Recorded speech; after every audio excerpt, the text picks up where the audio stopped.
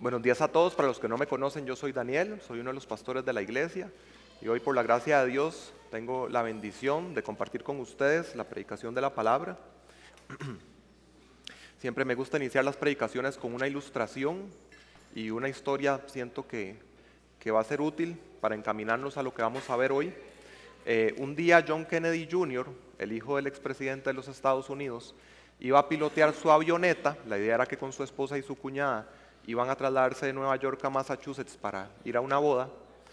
Y estaba en la fila para poder despegar. Hubo algunos atrasos y ocurrió que él tenía una licencia para pilotear de una manera que era con buena visibilidad en ciertas condiciones que se prestan más para hacerlo de forma segura. Él no estaba aprobado para hacerlo, solamente confiando en lo que dicen los instrumentos del avión. Y a pesar de que se hizo oscuro por los retrasos, igual se aventuró, despegaron, pero sucedió que nunca llegaron a su destino. Tuvieron un accidente y los tres murieron de camino.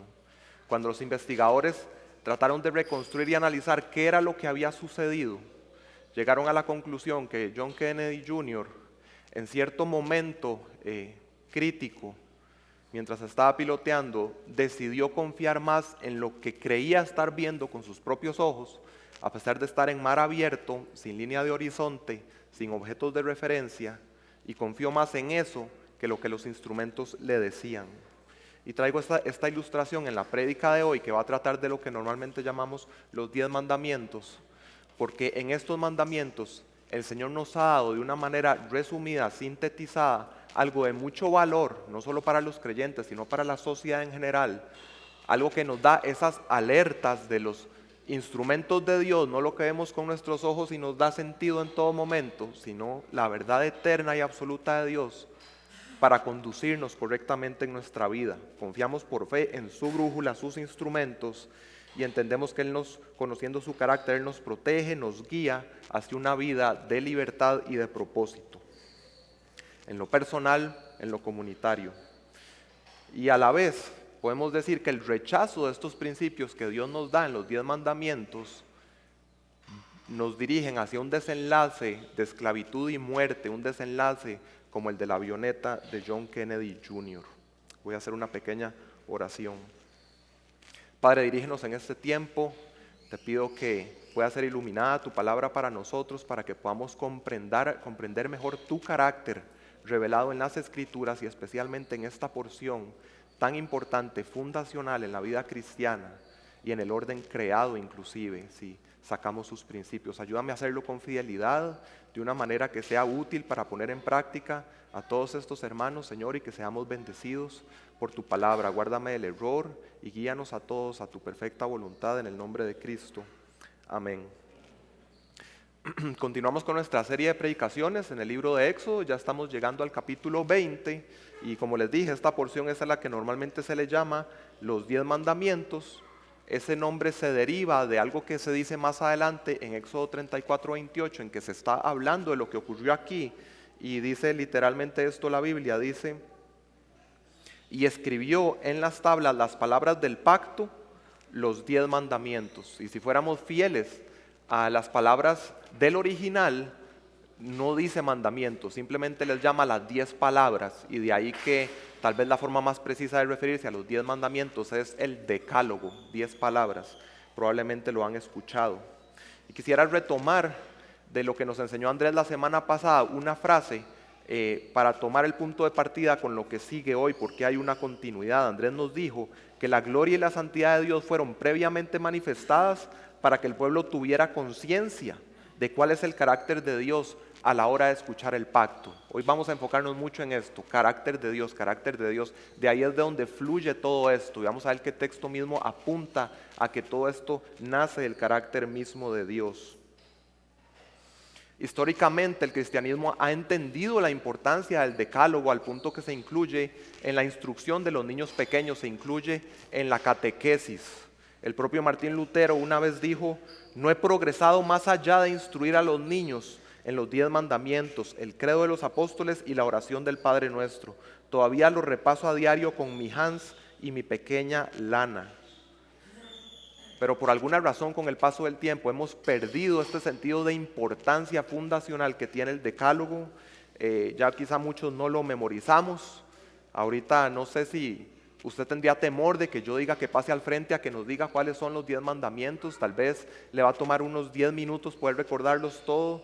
Eso lo que hace es evidenciar que no le estamos dando el peso que Dios le pone a esta síntesis creada por Él mismo y perfecta, que apunta a su carácter perfecto, a su voluntad para nuestras vidas. Vamos entonces a leer el texto, Éxodo 20, vamos a leer los versículos del 1 al 17, y mientras leemos, ya que puse ese fundamento de que estamos poniendo atención y se enfatiza el carácter de Dios, la identidad de Dios, quiero que mientras leemos el texto pongan atención a cuántas veces se usa la frase Señor tu Dios, o la frase suelta, Señor. Éxodo 20, del 1 al 17, les leo desde la Nueva Biblia de las Américas. Entonces Dios habló todas estas palabras diciendo: yo soy el Señor tu Dios, que te saqué de la tierra de Egipto, de la casa de esclavitud. No tendrás otros dioses delante de mí, no te harás ningún ídolo, ni semejanza alguna de lo que está arriba en el cielo, ni abajo en la tierra, ni en las aguas debajo de la tierra. No los adorarás ni los servirás, porque yo, el Señor tu Dios, soy Dios celoso, que castigo la iniquidad de los padres sobre los hijos hasta la tercera y cuarta generación de los que me aborrecen. Y muestro misericordia a millares de generaciones también, a los que me aman y guardan mis mandamientos. No tomarás el nombre del Señor tu Dios en vano, porque el Señor no tendrá por inocente al que tome su nombre en vano. Acuérdate del día de reposo para santificarlo. 6 días trabajarás y harás toda tu obra, pero el séptimo día es día de reposo para el Señor tu Dios. No harás en él trabajo alguno, tú, ni tu hijo, ni tu hija, ni tu siervo, ni tu sierva, ni tu ganado, ni el extranjero que está contigo. Porque en 6 días hizo el Señor los cielos y la tierra, el mar y todo lo que en ellos hay, y reposó en el séptimo día. Por tanto, el Señor bendijo el día de reposo y lo santificó. Honra a tu padre y a tu madre para que tus días sean prolongados en la tierra que el Señor tu Dios te da. No matarás, no cometerás adulterio, no hurtarás, no harás falso testimonio contra tu prójimo, no codiciarás la casa de tu prójimo, no codiciarás la mujer de tu prójimo, ni su siervo, ni su sierva, ni su buey, ni su asno, ni nada que sea de tu prójimo. Si yo tuviera que resumir todo esto que acabamos de leer, lo haría así. El Dios libertador resume los principios que caracterizan la vida armoniosa y libre del pueblo que es fiel a su pacto. El Dios libertador resume los principios que caracterizan la vida armoniosa y libre del pueblo que es fiel al pacto. Y el propósito que quiero lograr con la predicación de hoy es que practiquemos estos principios sabios que caracterizan una vida de libertad y relaciones armoniosas. Creo que todos queremos libertad, relaciones armoniosas. Dios quiere lo mismo para nosotros, pues entonces pongámoslo en práctica. Vamos a verlo en el texto que tenemos en 3 verdades. En una predicación es un poco difícil abarcar los 10 mandamientos con la seriedad que requiere, pero espero poder lograrlo. Entonces vamos a verlo en 3 grandes verdades. La primera es, que la tenemos en los versículos 1 y 2, que el libertador manifestado es el único que puede instruirnos sobre la libertad. La segunda es que el libertador nos guía a empezar por una relación correcta con Él. Y la tercera, el libertador nos guía a una relación correcta con el prójimo y la creación.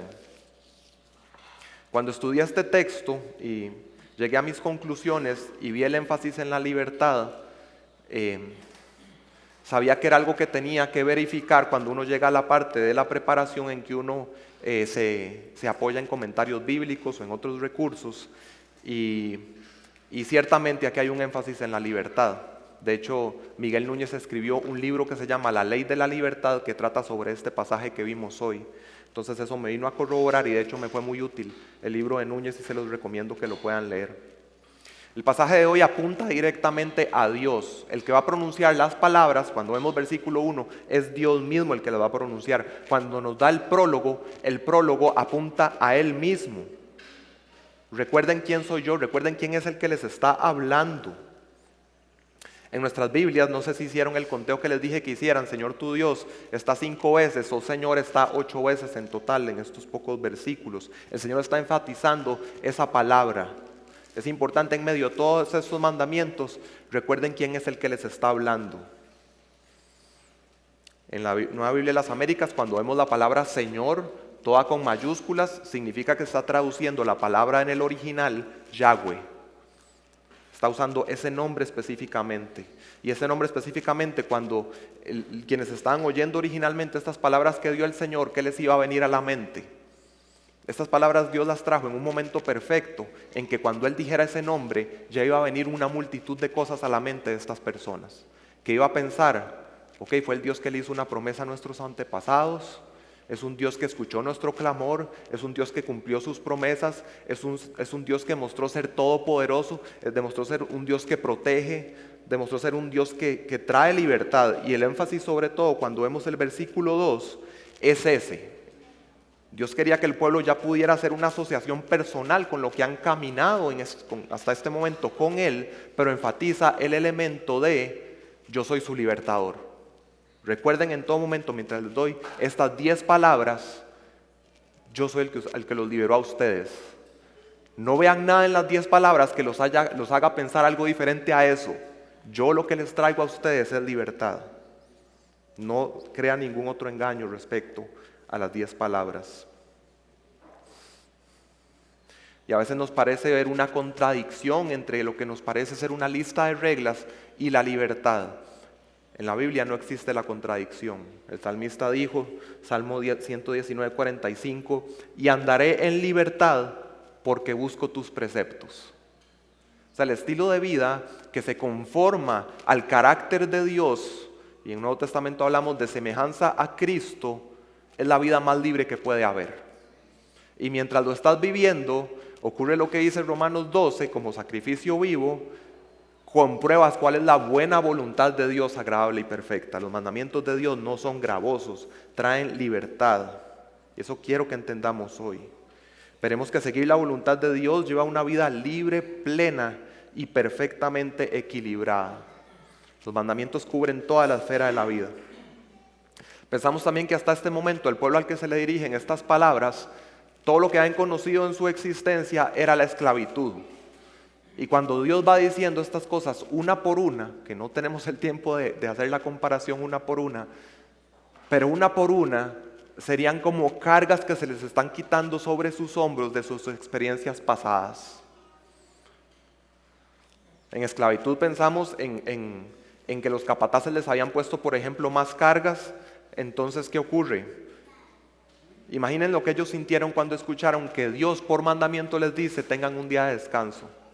Imagínense lo que un esclavo que estaba siendo fuertemente oprimido podía sentir cuando se decía eso. Imaginen lo que podían sentir estas personas que estaban asesinando a sus hijos cuando Dios da un mandamiento que tiene que ver con la importancia de la preservación de la vida. Entonces no vamos a verlos todos, pero imaginen cómo la audiencia original donde escuchó eso dijo, esto es completamente otra cosa, esto es un giro de 180 grados, esto es libertad. Y es impresionante como Dios sintetiza en estas 10 palabras porque abarca todo en nuestra vida, abarca relación con Dios, abarca relación con la familia, relación comunitaria unos a otros, abarca relación inclusive con la creación, más implícitamente pero lo incluye. Abarca también en nuestro ser la parte interior, los pensamientos, los afectos, abarca también nuestras palabras, abarca también nuestras acciones.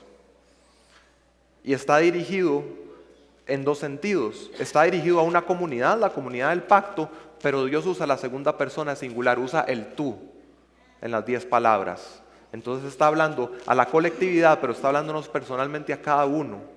Él está hablando a cada uno de los de su pueblo y bueno, esto forma parte de su palabra inspirada para nosotros también, aunque ya no estamos bajo la ley de Moisés. Entonces, el Dios que es libre está instruyendo a los que nunca han sido libres sobre cómo se vive en libertad. ¿Quién más que Él puede enseñarles eso? Lo sintetiza y lo abarca todo. Sabemos que la ley completa está constituida por 613 mandamientos, pero estas 10 palabras son especiales. Estas 10 palabras son el eje principal alrededor del cual gira todo lo demás, al punto que Dios determinó que se escribiera en tablas y que fueran esas tablas puestas en el arca del pacto. Eran fundacionales para la relación con Dios y para la vida del pueblo. Recordemos también, repasando, porque Andrés lo mencionó, el momento en que se está entregando estas 10 palabras. Dios no las está entregando en un momento, por poner un ejemplo, cuando están todavía en la esclavitud en Egipto, y decirles, aquí están estos mandamientos, empiecen a intentar cumplirlos, y cuando los cumplan, entonces yo los voy a libertad. Cuando usted haya alcanzado, cuando haya logrado esa condición, entonces usted ya va a ser apto para ser un pueblo redimido. No fue así el orden. Dios, por gracia, en cumplimiento fiel de las promesas a sus antepasados, rescata al pueblo. Ya es un pueblo rescatado, ya eso está determinado. Es ya después de eso que les da estas palabras. Al pueblo que ya es libre se dirigen las palabras. Y es claro que la intención de la ley de Moisés, y esto por supuesto que se enfatiza en el Nuevo Testamento, la intención de la ley de Moisés nunca fue salvar.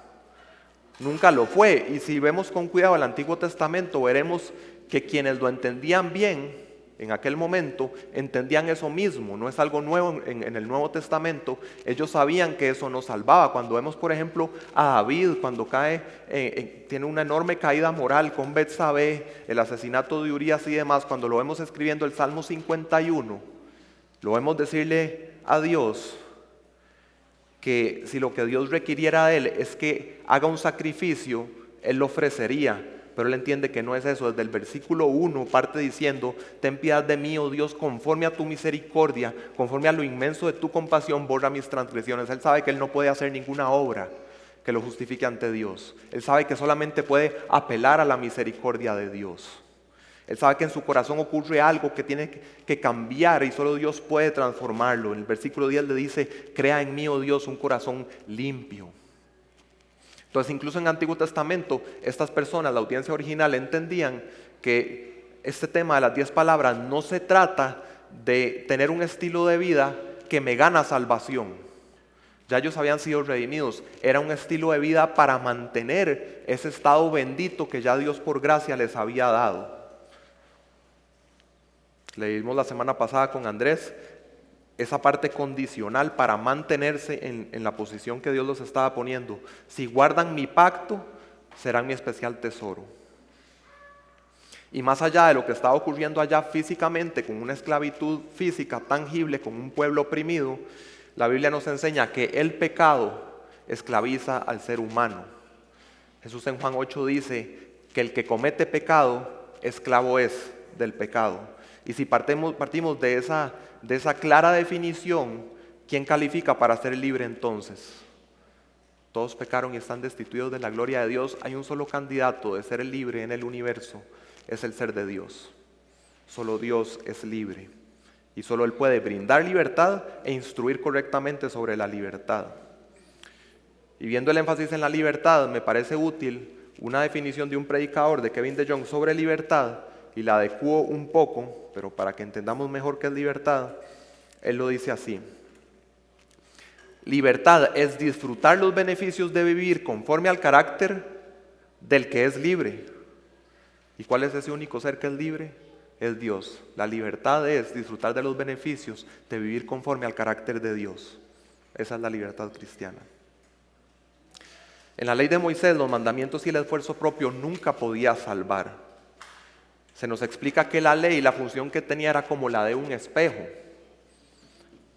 Probablemente todos aquí en algún momento de hoy ya nos hemos visto a un espejo. ¿Y qué hace el espejo? El espejo simplemente nos revela, nos hace conscientes de cuál es nuestro estado, cuál es nuestra condición. Pero sería completamente absurdo que alguno aquí piense que el espejo lo va a poder usar como peine o que lo va a poder usar como jabón. No. La ley tenía un propósito como espejo para hacernos conscientes de la pecaminosidad, de que no podemos cumplir ese estándar, para apuntarnos hacia quien sí soluciona el problema, que es Cristo, quien cumplió perfectamente la ley. Como dice Pablo en Romanos 3:20, por medio de la ley viene el conocimiento del pecado. Entonces, si lo hablamos en términos teológicos, hablar de un estilo de vida, conforme a estas 10 palabras, no nos está hablando de justificación, nos está hablando de santificación, de crecer en ser maduros en la fe, de ser cada vez más semejantes a Cristo. Y tenemos en el Nuevo Testamento, por ejemplo, un pasaje como de 2 Corintios 3, versículos 17 y 18, que describe este proceso. ¿Y qué nos dice ese proceso?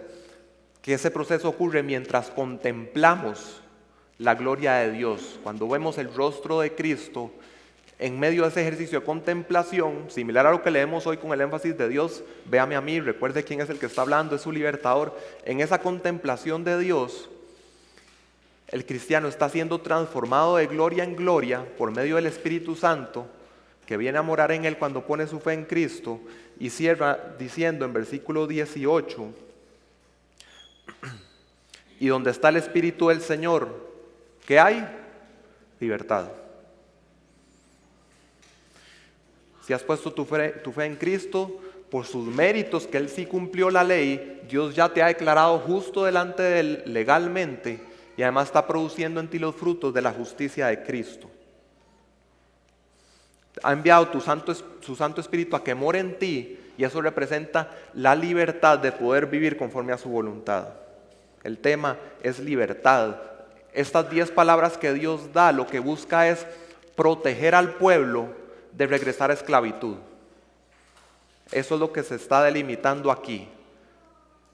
Los pensamientos, las palabras, las actividades que son un peligro para regresar a esclavitud. Y a veces nos cuesta esa noción de no ver los mandamientos como unas reglas, como cosas que nos limitan, que nos restringen, que nos hacen hasta daño. Creo que aquí probablemente todos en algún momento hemos pasado al que le llamaban antes el puente de la Platina, todos nos ubicamos ahí, y como cualquier otro puente bien hecho, tiene que tener una barrera entre la parte en que uno circula y el cañón del río. Y en algo tan tangible, no se nos complica tanto ver el sentido de las cosas si uno no escucha nunca a nadie decir, a mí me molesta la persona que diseñó ese puente, porque cuando yo veo esa barrera yo me siento limitado, siento que me está quitando mis libertades. No, en el ámbito físico lo entendemos mucho mejor que en el espiritual y sabemos, eso está puesto ahí, la barrera, las flechas sobre el asfalto, las luces, toda la señalización para cumplir el propósito de mostrarnos cómo exitosamente se pasa de San José a Heredia y cumplir un propósito. Así es lo que Dios está haciendo acá para preservarnos, para guardarnos de esclavitud. Hay objeciones contra las 10 palabras, acabo de dar esa que tal vez se considera que restringe, otra que se dice es que es muy prohibitivo, que la mayoría de los mandamientos son del tipo no haga esto, no haga aquello. Si uno se pone a pensar, si uno quiere comunicar libertad, esa es la mejor manera de hacerlo. En un mundo en que hay innumerables cosas que se pueden hacer, literalmente, ¿qué es más sencillo?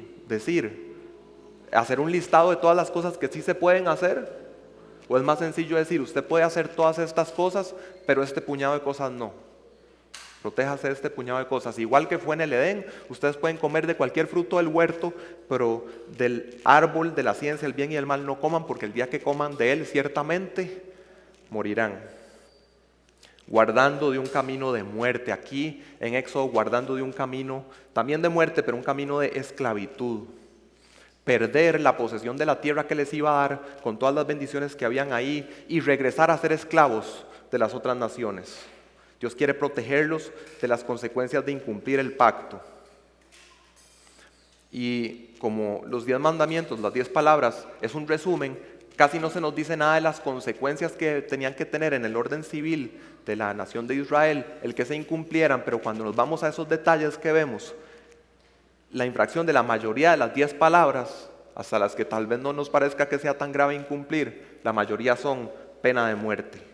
¿Por qué? Porque apunta a que esas cosas nos llevan a muerte y a esclavitud. Otra razón de por qué se usa más el prohibitivo es que estamos partiendo del entendimiento que los corazones humanos después de la caída ya están inclinados hacia el mal. Entonces es una persona que ya está por sí misma caminando hacia el mal. Entonces, al ya estar haciendo lo que tiene sentido es decirle: no lo haga, no siga el camino que está haciendo. Y hay que también tenga más sentido que los mandamientos sean en modo de censura de esa inclinación que ya tiene el corazón humano. Y esto es bueno para nosotros. Así lo ha diseñado quien nos creó, quien nos ama, quien nos redime. No son los conceptos posmodernos de disciplina positiva que nos dicen que es malo decirle a un niño que no. No, si entendemos que, como nos enseña Proverbios, el niño ya va por ese camino de necedad, por la naturaleza que ya trae en él, muchas veces va a haber que instruir, corregir, decir no. Y así es el Señor también con nosotros, y es bueno que sea así. Acabamos de cantar: haz crecer mi fe, haz que pueda ver tu glorioso amor y tu autoridad. Piensen en eso: haz que pueda ver tu glorioso amor y tu autoridad. ¿Usted ve eso en los 10 mandamientos?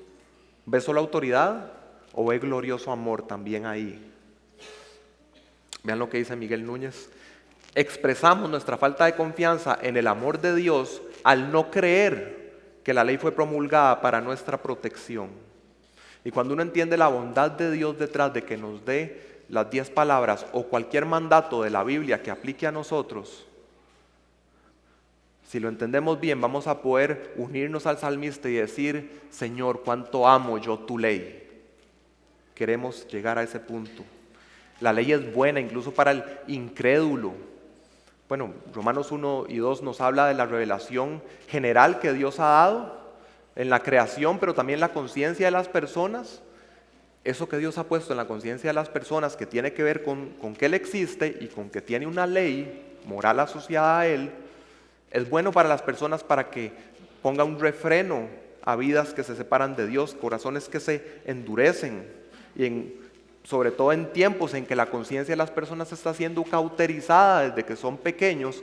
Cuánto más importante se hace lo que dije al inicio y la cita de Lutero: tenemos que instruir a los pequeños en esto, hacerlo correctamente, centralidad en Cristo, pero qué importante que podamos comunicarles las 10 palabras. Esto es útil para nosotros. Regreso nuevamente a Miguel Núñez. Dice: hoy se cree que los seres humanos debemos determinar por nosotros mismos qué es lo que más nos conviene. A eso se le llama pragmatismo. Lo que nos hará prósperos, a eso se le llama utilitarismo. Y lo que nos hará más felices, eso se llama narcisismo. Y yo le agregaría: el carácter de Dios es el que traza el camino que debemos recorrer, y a eso se le llama cristianismo, a eso se le llama libertad verdadera. La ley refleja el carácter de Dios, refleja un orden en la creación que Dios determinó desde el principio, porque en la creación se ven principios que emanan del carácter de Dios, quedaron plasmados en la creación.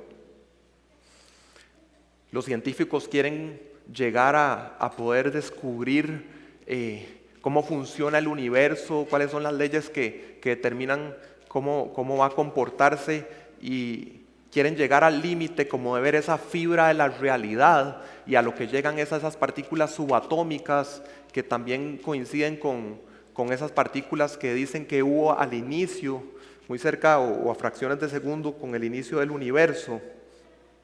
Quieren llegar a la fibra de la realidad. Y eso está muy bien. Creo que cuando se hacen esas cosas cumplimos el mandato creacional de dominar la tierra y sojuzgarla. El método científico surge de cristianos. Pero si lo que queremos es entender la fibra de la realidad, estamos buscando en el lugar equivocado. Si queremos entender la fibra de la realidad, vea el carácter de Dios que está revelado aquí, y va a entender el mundo creado, las relaciones, todo lo que hay alrededor en su vida. La ley de Moisés ya no nos aplica a nosotros, estamos en el nuevo pacto, pero 2 Timoteo 3 dice que toda escritura es útil. Aunque ya no nos aplica, eso es útil para nosotros, porque Dios nos enseña cómo se ve un estilo de vida que es coherente con su carácter. Entonces toma trabajo, pero estamos en capacidad, por la iluminación del Espíritu Santo, para poder hacer lo siguiente. Nosotros podemos ver, entonces no nos aplica, pero sabemos que lo que está de fondo es el carácter de Dios para estos principios que les dio a ellos, o estos mandamientos, aplicaciones. Entonces, si el vivir de forma coherente con el carácter de Dios, para ellos, en aquel tiempo, en aquella tierra, bajo aquel pacto, se veía de esta forma, nosotros podemos devolvernos a ver cuáles eran los principios en el carácter inmutable de Dios, que en esa realidad se manifestó así en esas aplicaciones. Sacamos los principios y ahora podemos decir, ok, si así se hacía para ellos, tenemos los principios, ahora podemos aplicarlos. ¿Cómo se ve entonces vivir conforme al carácter de Dios hoy en Costa Rica bajo el nuevo pacto? Podemos hacerlo. Entonces, en ese sentido, sabemos que sí hay una vigencia en el sentido que la ley refleja el carácter inmutable de Dios. Y eso es lo que quiero que nos enfoquemos en el tiempo que nos resta. Estamos a la mitad.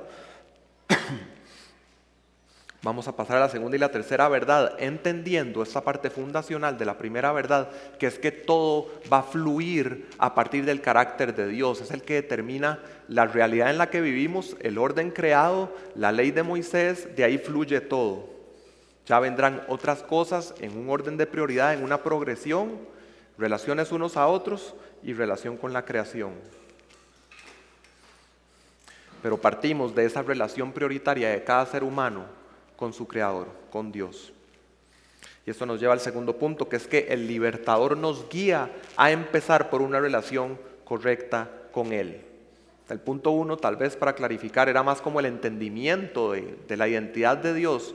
Y ahora hablamos de una relación con Él. Por ahí es por donde debemos empezar. Y las primeras 4 de las 10 palabras tienen que ver con la relación con Dios. En la primera palabra vemos, por ejemplo, que nos habla de una lealtad absoluta a Él como Dios. Y lo que está detrás de eso, aplicándolo, es que Él es nuestra visión, Él es nuestra cosmovisión, la manera o los lentes que nos ponemos para ver al mundo. Tenemos que renovar nuestro entendimiento para verlo todo en función y en términos de su relación con Dios. Nada podemos verlo por aparte de quién es Dios. En los mandamientos 2 y 3, que guardan cierta relación, vemos que hay una prohibición absoluta a hacer representaciones visuales en el lugar de adoración a Dios. ¿Y por qué esto es así? Porque Dios es incomparable, Dios no es parte de la creación, es una comparación injusta, una representación injusta que nosotros pensemos que podemos construir algo que vaya a representar fielmente a Dios. Además, Dios es espiritual y la representación es visual. Hay una degradación ahí también. Y el corazón humano tiende a adorar la creación y no al Creador. Entonces, de peor forma se combinan las dos cosas para producir idolatría, para producir pecado. Y a veces podemos pensar equivocadamente que algunas representaciones visuales o algunas señales nos van a ayudar a recordar a Dios, como que de alguna manera nos potencian en la adoración hacia Él. Y en última lo que queremos hacer es que tener esa relación con ese Dios invisible no es tan difícil, no es tan tangible, y entonces lo que queremos hacer es reducir a Dios a algo que es más manejable para nosotros. Pero en el momento que hacemos eso ya deja de ser Dios. Ya no estamos hablando de Dios, estamos hablando de un Dios hecho a la imagen del hombre o según la imaginación del hombre. Y lo que Dios dice aquí categóricamente es: esas imágenes, esas esculturas no me representan en ninguna manera, son ajenas a mí, no tienen relación conmigo, y ten claro que no es una mentira que creas que te va a ayudar en alguna manera a poder adorarme. Más bien que hagas eso, lo que va a producir en mí es celo. Voy a tener celos por eso. Aquí lo que se destaca es la importancia de que la adoración personal, congregacional, se conforme a lo que Dios ha determinado que sea. Él es el que puede determinar cómo se hace. Y algo muy interesante que nos dice aquí por medio de un contraste es que tiene un impacto generacional. Vean la importancia de cómo hacemos adoración. Una adoración que es incorrecta nos dice que va a tener un impacto hasta los tataranietos. A veces nos cuesta creer cosas así, o pensamos que es como algo arbitrario de Dios, que determina como esta persona hizo eso, entonces yo voy a castigar a la cuarta generación. No, Él nos está explicando cómo funciona el mundo. Es de acuerdo a su carácter, pero nos explica cómo funciona el mundo. La adoración equivocada va a causar en un momento que se coseche lo que se está sembrando, y hasta los tataranietos.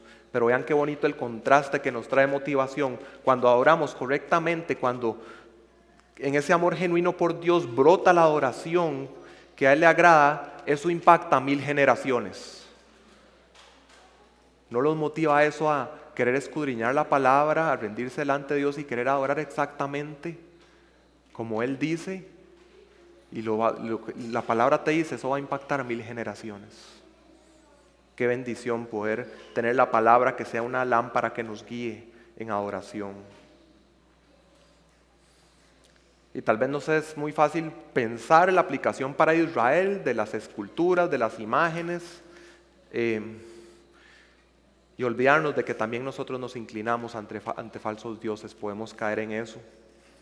Quiero hacerle algunas preguntas.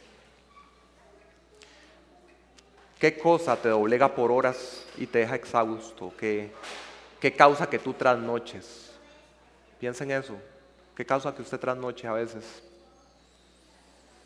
¿Es por ver el celular? ¿Es por las largas horas de trabajo? ¿Es por esforzarte por la aprobación de tu pareja? ¿Es por resolver la vida de tus hijos? ¿Es por ganar más dinero? ¿Es por consumir alguna sustancia? ¿Por disfrutar de una experiencia? ¿Por alcanzar un estándar de belleza? ¿Por tener impecable la casa? ¿O perfeccionismo en los estudios? Estás ahí las horas y las horas trasnochándote. Si nos inclinamos. Otra manera de verlo, ¿qué cosas nos dan seguridad? ¿Qué cosas que no son Dios nos dan seguridad? Es tener cierto monto en una cuenta bancaria, es preservar ese trabajo que si lo pierdo es algo catastrófico perder ese trabajo. Es la aprobación de alguna persona, mi pareja, mis padres, mis pastores, que si pierdo eso siento que se desploma mi confianza, mi seguridad. Esa puede ser otra manera de verlo. Otra manera más para que nos examinemos en temas que pueden ser de idolatría, es que muchas veces pensamos, y pensando en el ejemplo de los israelitas y de las culturas paganas de ese entonces, que esa adoración era como alguna demostración positiva, podríamos pensar, hacia ese Dios que se está adorando. Pero aquí el tema no es exclusivamente que yo me inclino hacia cosas que me encantan. El tema de la idolatría es que rindes tu ser, tu voluntad, tus recursos, tu tiempo a algo que no es Dios. Y eso no lo haces solamente con cosas que te gustan o cosas que te encantan. Muchas veces podemos invertir el tiempo más bien pensando, dándole vueltas con respecto, por ejemplo, a alguien que odiamos, alguien que nos causó daño, alguien que no perdonamos, y pasan los días, los meses, los años, y estamos hablando de libertad, seguimos esclavizados todavía porque nuestra mente está alrededor del daño que me hicieron. Cavilando en eso también es idolatría, no estás viviendo en libertad. Dios nos quiere libres.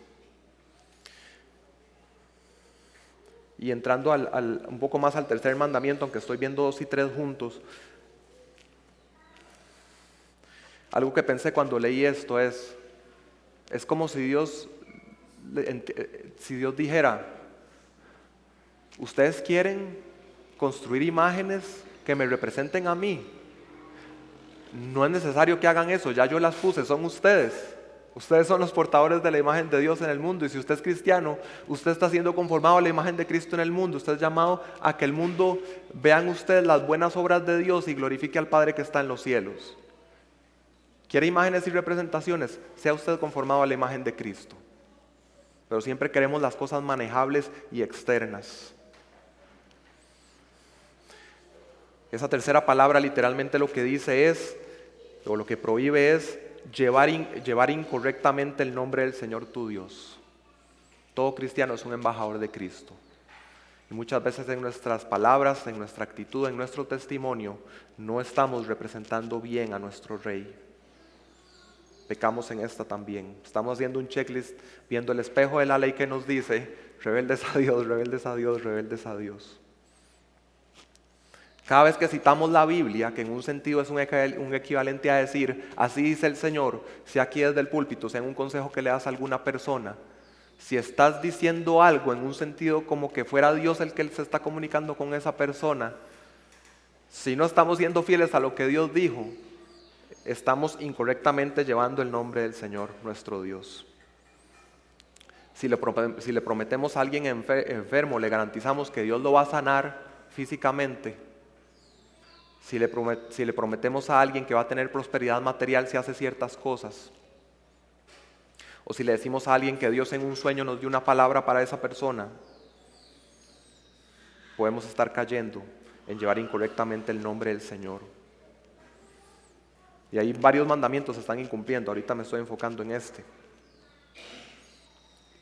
Creo que también cuando hablamos de Dios y cuando se predica de Dios, se lleva también incorrectamente su nombre cuando igual lo reducimos, pero en el entendimiento de la persona de Él. Si tomamos a Dios, y aunque la palabra dice que Dios es amor, si hacemos esa reducción de decir Dios es solo amor, ya ese no es el Dios de la Biblia. Es una reducción a un Dios que no es verdadero.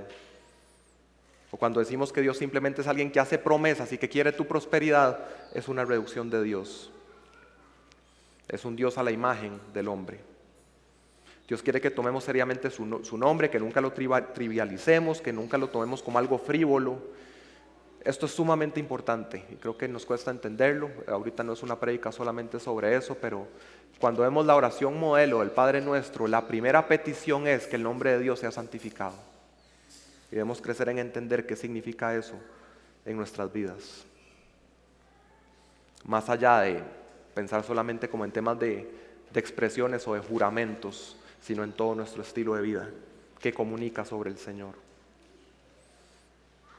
Y el último de las 4 palabras que tienen que ver con nuestra relación con Dios, nos llama a imitar el patrón que Él tuvo en la creación. ¿Cuál fue ese patrón? El Dios bueno hizo una creación buena en gran manera y sabemos que siendo un Dios perfecto, la manera en que lo hizo también fue buena. ¿Cuál fue ese patrón que nos dio para imitar? Trabaja 6 días, descansa 1. Y a este día se le llama generalmente el día del reposo. Y quizá perdemos el énfasis cuando le llamamos así, porque el tema del día del reposo, el énfasis no está en lo pasivo de lo que usted deja de hacer, sino que está en lo positivo de que usted santifica para el Señor. De que usted está apartando algo para el Señor, para adorarle, para servirle, para celebrarle, para recordarle. La definición de santificar es retirar del empleo común y dedicarlo a Dios. Usted abre un espacio entre la agenda que usted tiene todas las semanas y dice este espacio es para el Señor. ¿Y qué comunica todo esto? ¿Cuáles son los principios detrás? Mi tiempo le pertenece a Dios. En medio del ajetreo del día a día, en que puedo caer en una frustración de vanidades muy fácilmente, en la corriente del mundo, Dios nos regala un día, nos pide que recordemos un día, nos exige que recordemos en un día específico, recordemos la creación, recordemos la redención y recordemos la esperanza de que un día estaremos en un descanso perfecto con Cristo. Dios es el que define los tiempos, Él ordena los tiempos. En una semana se ve así, 6 y 1. Pero entendemos que Dios ordena los tiempos, pone los tiempos para cada vida individual, pone los tiempos para toda la historia humana, todo está en manos de Él. Rehusarse a santificar el día del Señor es comunicar, yo quiero estar en control de mi futuro, quiero asegurar mi futuro y sobrecargándome voy a lograrlo porque depende de mí. En cambio, guardar el día del Señor declara dependencia, es decirle al Señor, necesito este descanso y necesito lo que esto dice de mi relación contigo. Y nuevamente, aquí no se habla de las penas. ¿Saben cuál era la pena por incumplir el día de descanso? Era pena de muerte. Aquí apuntará a eso. Es importante, hermanos, que vivamos este patrón que Dios nos ha dado, estos tiempos que apartamos consagrados a Él.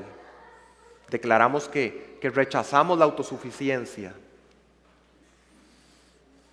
Y vemos entonces que, para hacer el cierre con los primeros 4 mandamientos que tienen que ver con nuestra relación con Dios, que la contemplación del carácter de Dios y el amor a Él es fundacional. Cuando Cristo describe la vida eterna, ¿qué dice que es? Que es conocer a Dios y a Jesucristo, que tengamos comunión con Él, que fue el enviado. Entonces tenemos este otro elemento fundacional de nuestra relación con Dios y pasamos a la tercera verdad, que es que el libertador nos guía a una relación correcta con el prójimo y la creación. Eso lo tenemos en los versículos del 12 al 17. Entonces tenemos el elemento fundacional de la relación con Dios, pero eso no significa que absorbe nuestra vida al punto que nos volvemos negligentes e ignoramos las otras relaciones humanas o lo que tenemos que hacer en esta creación. No se trata de eso.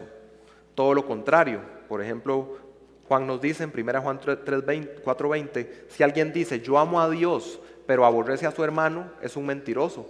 Porque el que no ama a su hermano, a quien ha visto, ¿cómo puede amar a Dios a quien no ha visto? Más bien, en esta otra esfera, en el unos a otros, nuestra vida día a día en la creación es donde se evidencia si realmente amamos a Dios y tenemos ese nivel fundacional. Refiriéndose a estos 6 mandamientos que vamos a ver, Pablo habla en Gálatas 5, 13-14, porque ustedes, hermanos, ¿a qué fueron llamados? A libertad. Solo que no usen la libertad como pretexto para la carne, sino sírvanse por amor los unos a los otros, porque toda la ley en una palabra se cumple en el precepto, amarás a tu prójimo como a ti mismo. Este punto que estamos viendo, de los mandamientos del 5 al 10, se resume, ama a tu prójimo como a ti mismo. Y aquí vemos que el orden en que Dios dio los mandamientos, aquí hay algo bien pensado, aquí hay un orden de prioridad, hay un orden lógico, hay una progresión de cómo las cosas deben arreglarse de arriba hacia abajo, brotando desde Dios. Y pensando en estos mandamientos que yacen la vida en comunidad, podemos ver que muchas sociedades humanas probablemente tengan los mandamientos de no matar, de no robar, de no cometer adulterio, de no dar falso testimonio. Pero lo que vemos con lo que ya pusimos de manera fundacional es que esos mandamientos, por más bien que estén, si usted no tiene debajo de eso el fundamento de la relación con el Dios verdadero, con el Creador, esas leyes están sobre un vacío. En última, si usted se va a explorarlas, usted no tiene razón para cumplirlas, por aparte de que fluyan del carácter de Dios y de una relación con Él, de respuesta en amor y gratitud a la libertad que Él trae. ¿A qué me refiero? Y aquí con los mandamientos pues vamos más rápido por temas de tiempo. Nosotros no podemos entender bien la gravedad de matar a un ser humano si no partimos de la base de que cada ser humano estructuralmente es un portador de la imagen de Dios. El valor especial que tiene el ser humano es por eso, porque es hecho a la imagen de Dios. Y si desechamos esa parte, es cuestión de tiempo de que eso que ya se quedó sin base se vaya a derrumbar en una sociedad. No podemos entender bien la gravedad de deshonrar a los padres, de darles el peso adecuado de acuerdo a lo que Dios nos dice, si no entendemos que hay un Dios soberano que determinó que estas personas específicas sean mis padres y que en la cronología de mi vida fue mi primer encuentro con sus autoridades delegadas. Y que el encuentro con la autoridad de los padres, la relación con los padres va a marcar la pauta de cómo respondo yo a las relaciones en la vida y a las otras autoridades que delega Dios. Gracias.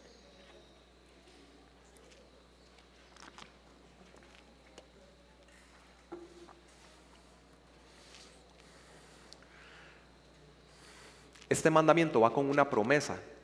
Y pudiera hasta confundirnos de tener una vida longeva, una vida prolongada, y que incluso se reitera en el Nuevo Testamento cuando Pablo lo cita en Efesios. ¿Cómo es eso? O sea, si lo tomo llanamente, está diciendo, o me parecería decir que dice como que mi vida va a ser más longeva si honro a mis padres. Y tal vez no nos hace sentido. Bueno, si entendemos originalmente lo que estaba ocurriendo, lo que está diciendo Dios es, haciendo referencia a la tierra, que si ellos permanecen en el pacto, van a permanecer ahí bajo la bendición de Dios, es que la sociedad va a ser funcional y estable, y por lo tanto más prolongada, no va a colapsar en la medida en que sigamos los principios fundacionales. Aquí estamos hablando de honrar a los padres, pero incluye también los otros mandamientos, incluye también el tema de preservar el matrimonio, de no adulterar.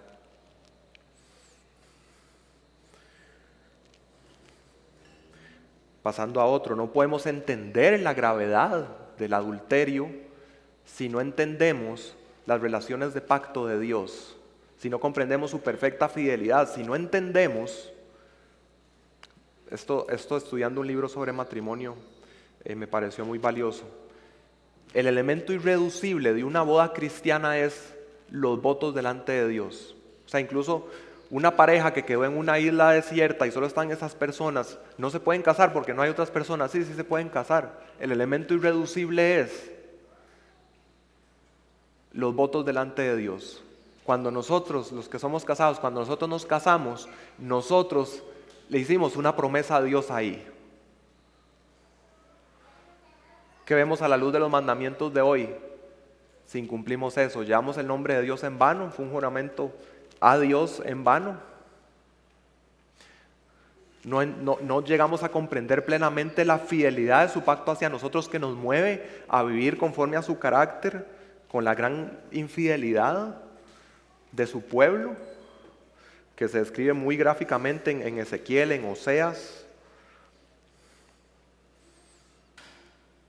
Estos entendimientos nos dan la base para perseverar en el matrimonio, en no quebrantar el pacto. No pensemos en el adulterio nada más como que tal vez como darle la vuelta al cónyuge, no. El tema central es el quebranto de los votos matrimoniales en una relación de pacto. Y cuánto más cuando en el Nuevo Testamento eso se viene a enriquecer con la relación de Cristo y la iglesia. Por supuesto que el sistema del mundo va a querer redefinir todo esto, va a querer destruir las sociedades de las bases, va a querer redefinir qué es un matrimonio, va a querer redefinir qué es una familia. Y cuando eso se logra, porque no nos apegamos a este resumen de 10 palabras, es solo cuestión de tiempo, ya está ocurriendo en paralelo el colapso de la sociedad. La cuestión es en cuántas generaciones se va a cosechar el fruto, pero el fruto viene en camino. Solo podemos entender bien la gravedad de robar cuando entendemos que Dios es el dueño de todo y que Él es el que soberanamente dicta para cada uno. Para mí específicamente, en este momento de tu vida, tú vas a tener estas cosas, estas no las vas a tener. Estas son para esa otra persona y yo le doy soberanamente a cada uno como yo quiero que administre.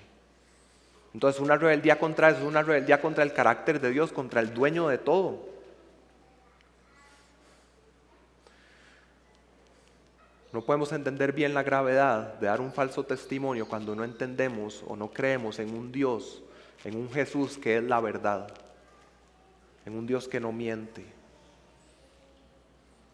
La incoherencia de dar el falso testimonio contra los hermanos, contra otras personas, esa incoherencia la plasma Santiago en capítulo 3, versículo 9, cuando habla sobre la lengua, dice: con ella bendecimos a nuestro Señor y Padre, y con ella maldecimos a los hombres que han sido hechos a la imagen de Dios. Aquí entra de nuevo la imagen de Dios. Lo que yo estoy diciendo en contra de alguien que porta la imagen de Dios. Entonces, peco primeramente contra Dios. Que bueno, antes hablé del ejemplo de David. David en su confesión reconoció, primeramente pecó contra Dios. Y solamente podemos entender la gravedad de nuestros deseos y afectos incorrectos cuando entendemos que Dios nos dice que de ahí es de donde brota lo que decimos y lo que hacemos. Es en la realidad interior donde se produce eso. Y es interesante que Dios ponga este mandamiento, el 10º, de no codiciar. ¿Cómo eso va a estar en las leyes de una nación? ¿Qué ojo puede ver ahí? Solo puede ver el ojo de Dios. Pero Dios quiere que entendamos que lo que Jesús dijo en el Nuevo Testamento, que lo que nos contamina es lo que brota de adentro. Y así con este 10º mandamiento de no codiciar, es como la tapa que cierra, si fuera como un sándwich, estas 10 palabras. Y lo que vemos en común de las 2 tapas, el primero de no tener dioses ajenos y este de no codiciar, que se refiere a nuestro ser interior, es precisamente eso. todo brota del ser interior. Aquí, como se está hablando de Dios, es la lealtad completa a Dios con todo nuestro ser, amarlo con todo lo que somos. En la parte inferior, entender que nuestro trato con los demás va a ser conforme a nuestro corazón, lo que brote de ahí, que ocupamos en Cristo un corazón nuevo. Por eso es que ocupamos responder con fe al Evangelio. Y es muy interesante también pensando en las dos tapas. Esas dos tapas diferencian al Dios verdadero de los códigos morales que habían en las culturas paganas en ese tiempo. No había dioses que reclamaran lealtad absoluta, había politeísmo. En las otras leyes morales de los pueblos no había nada que te dijera acerca de lo que ocurre en tu interior, en tus pensamientos, en tus afectos, en tus deseos. A este Dios sí le interesa, porque sabe que de ahí brota, él entiende cómo funciona el humano, la realidad del mundo creado. Y aquí tal vez para cerrar, buscando ser práctico, esto que vemos hoy no es difícil de entender. Estamos hablando de 3 niveles, estamos hablando de nivel 1, relación con Dios, nivel 2, relaciones humanas, y nivel 3, ya estamos hablando de la creación. Estamos hablando ya como de una esfera que tiene que ver con el trabajo, la ecología, el reciclaje, las mascotas, el deporte, los pasatiempos, las vacaciones, consumo de sustancias, cosas materiales. Eso es el nivel 3. Dios, relaciones humanas, y el nivel 3 es estas cosas. Las distorsiones en nuestras vidas y los desórdenes vienen cuando se empiezan a invertir el orden de las prioridades entre estos 3 niveles. Entonces, por ejemplo, para poner un ejemplo bíblico con los tesalonicenses, dejan de trabajar, nivel 3, el tema del trabajo, eso empieza a producir problemas en sus relaciones humanas porque no tienen sustento porque no trabajan, empiezan a recostarse en otros, genera problemas, también se vuelven personas entremetidas, afecta a nivel 2 y termina hasta afectando nivel 1 en el sentido a que esos malos frutos de nivel 2 y 3 hacen ver a la iglesia que estas personas no están dando un fruto de que realmente conozcan al Señor y hasta puede que sean disciplinadas y excomulgadas de la iglesia. Y de abajo arriba se corrompió en el orden inverso, el orden satánico, el orden que Dios quiere en la vida. Podemos ver en ejemplos para nosotros mismos. Puede ser que un estilo de vida materialista, nivel 3, socave mi relación con Dios, de nivel 1. Yo he hablado con hombres que abiertamente me han dicho, yo no quiero, entiendo lo de Cristo y quisiera la relación con Cristo, pero es que yo no estoy dispuesto a dejar estas cosas de nivel 3 que tengo en mi vida en estos momentos. Otra distorsión, una relación de pareja nivel 2 socava mi relación con Dios en nivel 1. Aquí, como estamos viendo un resumen, tengo que ser simplista. Sabemos que las relaciones humanas son más complejas que eso, pero es bueno que entendamos esta base.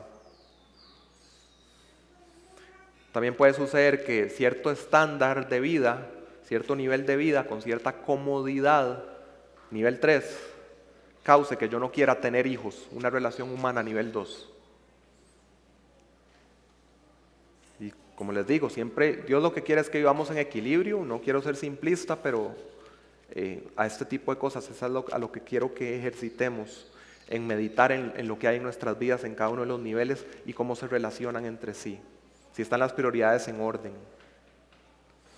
El sistema del mundo va a querer invertir, por supuesto, las prioridades de Dios, quiere que dediquemos nuestra vida, nuestros recursos, nuestro tiempo, esfuerzo en consumismo, en dispositivos electrónicos, en mascotas, en reciclaje, en reducir la huella de carbono, en productividad laboral, puro nivel 3.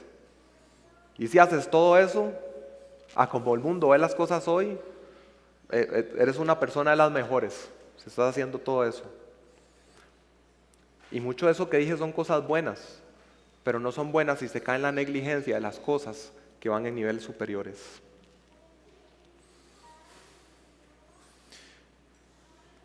Estos desórdenes en entender estos niveles son los que destrozan las vidas. Y cuando las personas acuden por ayuda, acuden a Cristo, por lo general vienen destrozadas por no haber entendido estos niveles. Pueden venir de una bancarrota financiera, nivel 3. Pueden venir por un matrimonio destrozado, nivel 2. Y en nuestro mal entendimiento acudimos a Dios, acudimos a Cristo, acudimos a la iglesia, diciendo, tengo un problema nivel 2, Quedémonos aquí en el nivel 2 y resolvámoslo. Eso es lo que me interesa, para eso es para lo que vine. Pero el cristiano entiende, con lo que vemos hoy, todo fluye desde Dios, su carácter, nivel 1.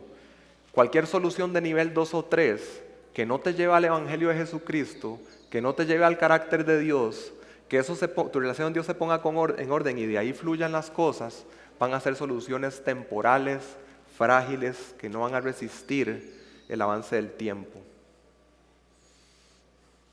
Como consejeros, ustedes responden a las personas entendiendo esos niveles, o a veces saltamos cuando alguien viene con un problema nivel 2, de nivel 3, saltamos a dar los tips, las recomendaciones, los cambios de hábitos, o recordamos estas verdades y entendemos, ok, ¿cuál es la base que hay? ¿Cómo está la relación con el Señor? ¿Cómo están fluyendo las cosas en la vida de esta persona desde su relación con Dios? Solamente una restauración a nivel 1 va a fluir de una manera que produzca una restauración verdadera en niveles 2 y 3. Un ejemplo bíblico rápido, el hijo pródigo. Cuando vuelve en sí, porque ya está deseando comer la comida de los cerdos, está solo, cuando ya se ve en esa situación deplorable, vuelve en sí, primeramente se reconcilia con el Padre, reconoce que pecó contra el cielo, se reconcilia con el Padre, luego se hace una fiesta en que se restaura la relación con los demás. Hay un tema aparte con el otro hermano, pero se restaura la relación con los demás y disfrutan juntos de la creación de Dios, con el banquete y le ponen el anillo. Así se ve una restauración en orden. Así debe ser también una restauración en disciplina de la iglesia, por ejemplo. Entonces, hermanos, hemos visto el espejo de la ley. Haciendo ese checklist hemos visto rebeldes a Dios, rebeldes a Dios, rebeldes a Dios. Nos reconocemos rebeldes a Dios, incapaces de alejarnos de las cosas que tienden a querer esclavizarnos. Pero habiendo visto el espejo de la ley, no nos quedamos ahí y volteamos a ver a Cristo. Volteamos a ver la justicia de Cristo, volvemos a ver la rectitud perfecta de Cristo que nos transforma.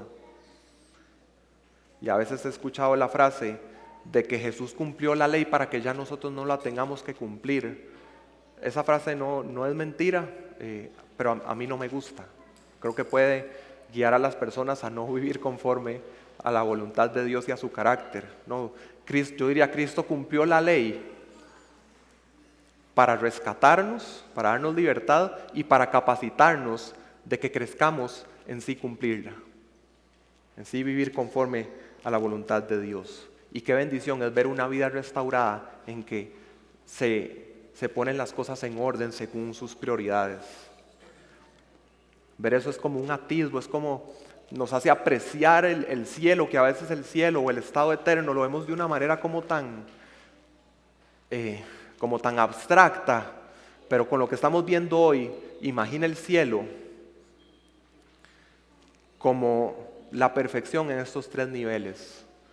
La presencia directa con el Señor, la comunión perfecta con Cristo sin pecado, la vida armoniosa entre su pueblo unos a otros, cada uno con su rol, porque somos diferentes y seremos diferentes el uno del otro, cada uno con su identidad en el cielo.